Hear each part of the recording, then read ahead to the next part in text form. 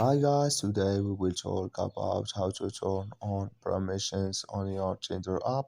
We will go to figure out this solution or know how you can do that on your Tinder app. All you have to do, you just go down here, you click here on this mark, then it's going to take you to next window here or your profile. Then you just go up, you click here on this mark settings, and it's going to take you to next window or settings window.